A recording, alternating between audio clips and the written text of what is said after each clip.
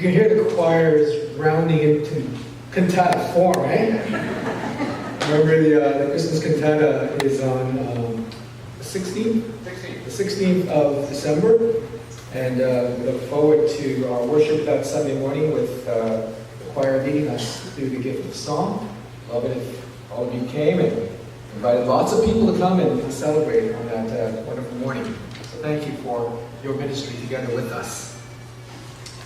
Friends, today is the last Sunday of the church year.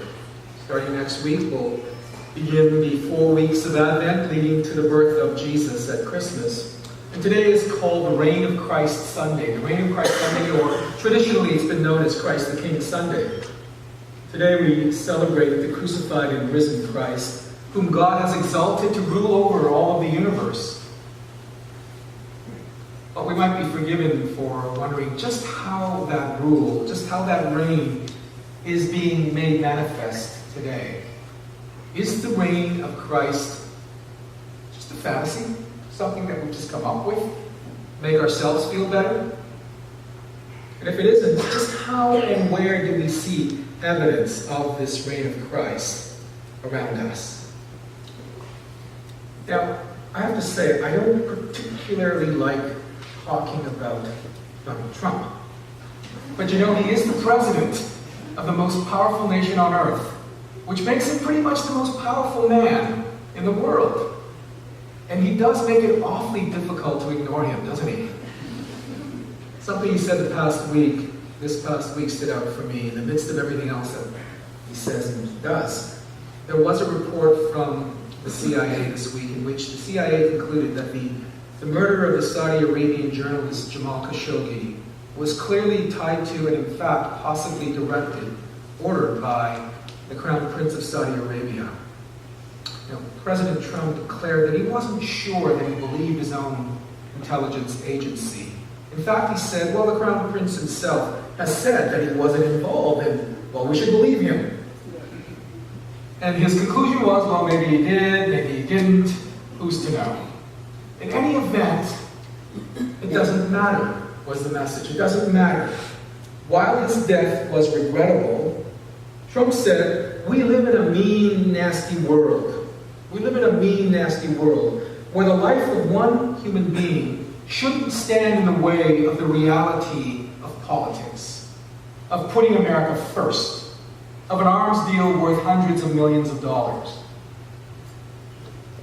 You know, he speaks and acts in a way that no president ever has. To some, that makes him admirable. To others, it makes him abhorrent. On Wednesday, the day after he said what he said, the New York Times reported that Mr. Trump praised the Saudis for a drop in oil prices, writing on Twitter, oil prices getting lower, great. Like a big tax cut for America and the world. Enjoy! $54 was just $82. Thank you to Saudi Arabia, but let's go lower. Cheap oil and arms deals. What's a human life compared to all that good stuff, huh? President Trump has taken the idea of presidential authority to a place that few dared that it could ever be taken. In reading the gospel in preparation for the sermon this week, it occurred to me that Trump is the Pontius Pilate of our time. Trump is the Pontius Pilate of our time. Pilate asks, what is truth? And Trump might reply, truth is what I say it is. You know, in a way he's right. I think in a way he's right. The world is a mean and nasty place, at least some places. It's pretty easy, I think, for us in our context to forget about things like the fact that the Syrian civil war is still going on, that a Saudi-led blockade of its neighbor Yemen has directly led to the starvation of 85,000 children since 2015. And 14 million more people are on the brink of starvation, making the situation in Yemen the worst humanitarian crisis in the world right now, according to the United Nations. Add to that things like the ongoing migrant crisis on the US-Mexico border, the seemingly almost daily reports of some mass shooting or another. I'm not sure that it's a source of any comfort, but our present experience is not unique or special or new. You only have to read through the history of human brutality to know that our ability to viciously and cruelly hurt one another has been a long and unbroken one. Imagine 2,000 years ago, back in Palestine, when the Jewish people were subjugated by the ruling empire of that day, the Romans.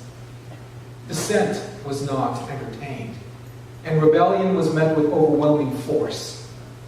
Crucifixion, a particularly cruel and public form of punishment and execution, was often used as a deterrent and warning to those who would challenge the power of the empire, to those who would get out of line. And into this context comes Jesus, the one who the people believed would be the Messiah. They believed that he would smash the power of the oppressor and that he would set the people free. Except that he didn't.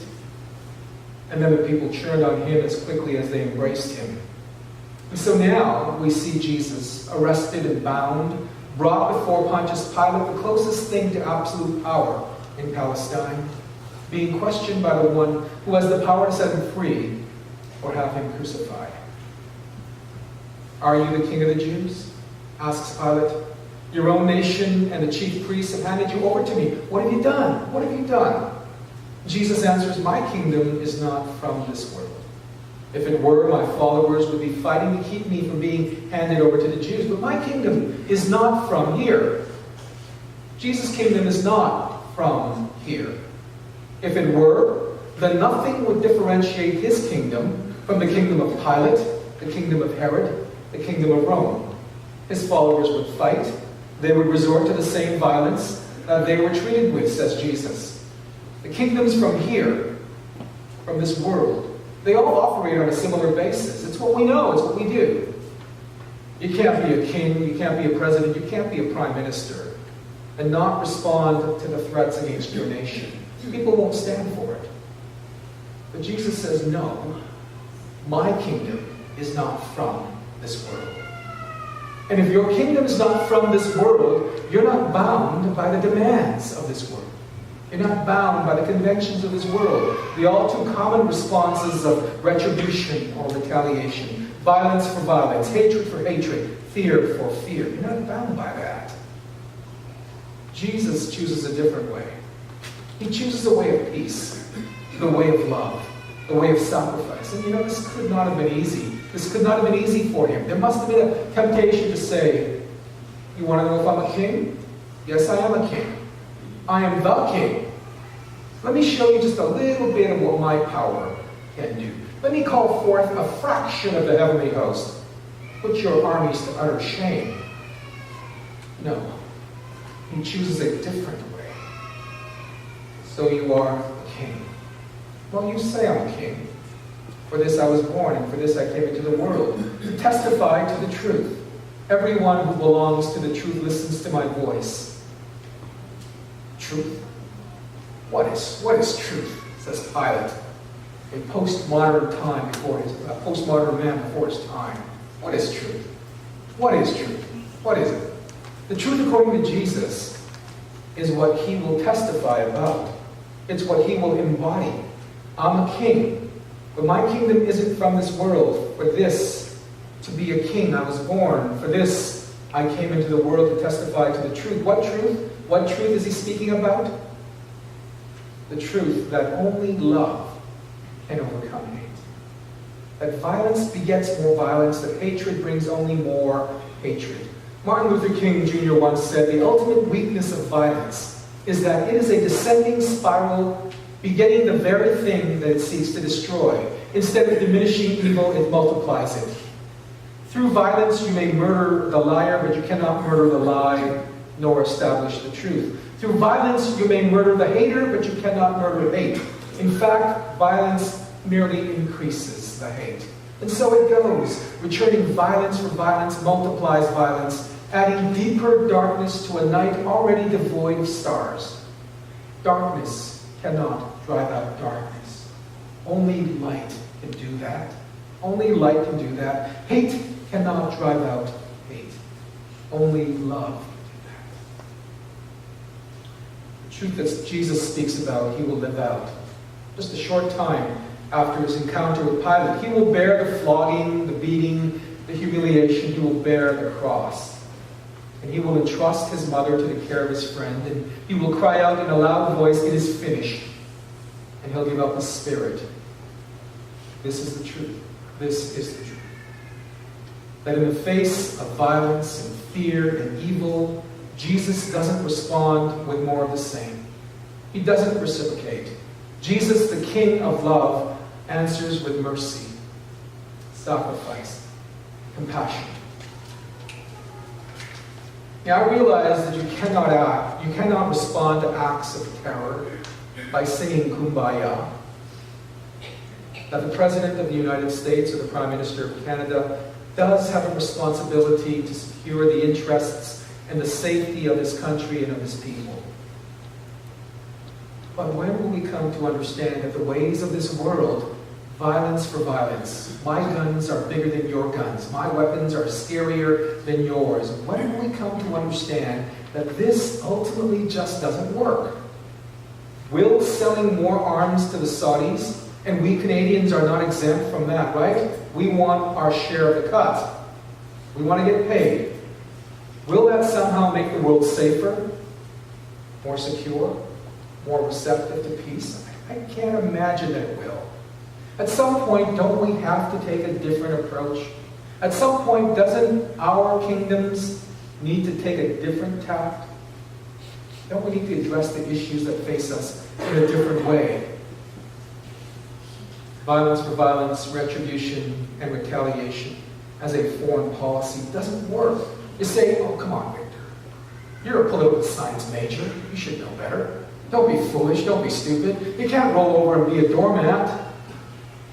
But it's not me telling you this, right? It's not me telling you this. It's Jesus who says, "Anyone who belongs to the truth hears my voice." And my voice, he says, is the one that says, "Love is the way. Love your enemies. Love one another as I've loved you." This is the way of the kingdom. The kingdom which is not from here, but absolutely it's for here. Right? It's not from here, but it is absolutely for here. It's a kingdom not for when we leave this place. If it were, Jesus wouldn't have taught us to pray, "Your kingdom come on earth as it is in heaven." It would have been, "Your kingdom is our goal to which we want to be rescued." The hard part is to truly listen to the one who is the truth and try to implement it. You can't ignore the reality that sometimes and in some places, yes, the world can be a mean and nasty place. You can't ignore the political realities on the ground, but at some point, doesn't our approach have to be different?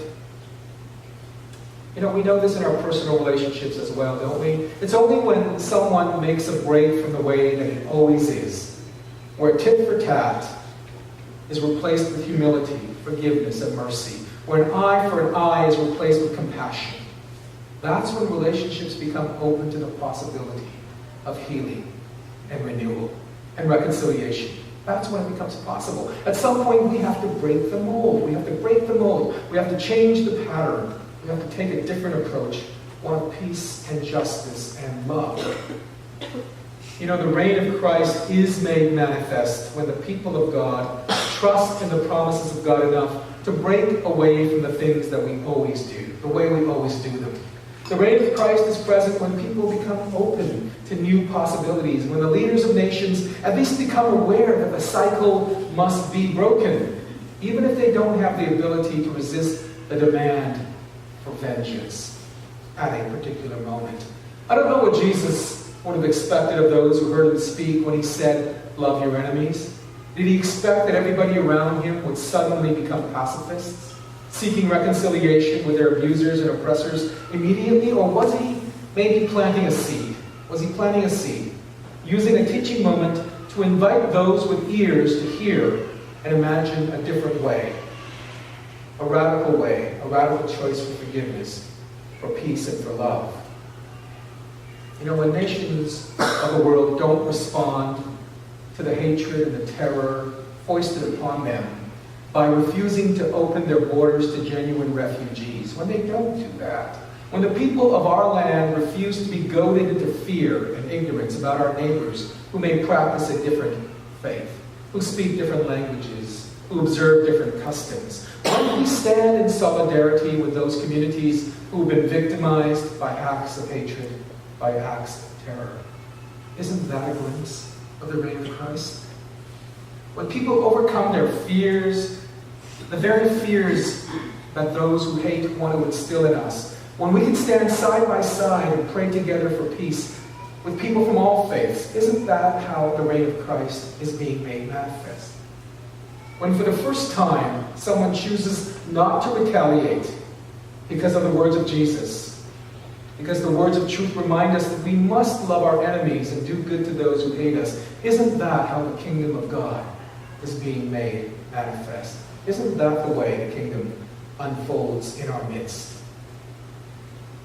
And what role for us? What's the role for us? What about our congregation? What's our place in this unfolding kingdom? How do we participate in the reign of Christ? These are open-ended questions because I think there will be lots and lots of opportunities for us to respond as people who trust in the one who is the King of love, who embodies the promises of God. We've done it in the past. We'll be asked to do it again in the future. We will be given opportunities as a congregation, as a people, as a community, to overcome fear, to stand against hatred and suspicion, to be risking our own security, to be vulnerable, so that the people around us may feel welcome, loved, and valued. Jesus' kingdom is not from this world, but it is absolutely for this world. The reign of Christ is meant for this life, for this world, not only for a world to come, not only for the life to come. It's meant for here and now. Maybe the reason why the reign of Christ is so hard to see sometimes is that because God invites us to be part of how it's being ushered in. God invites us to be part of how it's being ushered in. God isn't wanting to just foist it upon us, saying, there it is. There's my kingdom. He wants to bring us to a newness that we've had something to do with, that we've shared. God patiently offers us the opportunity to participate in what God is doing, in what God is building, to be part of what's being ushered in. Friends, Christ crucified is Christ risen. Christ will reign. Christ does reign. And we do not fear. We do not fear. So may his reign be made more and more manifest in us, through us, around us in our life together as the people of God. And to God be all the glory, now and forevermore. Amen.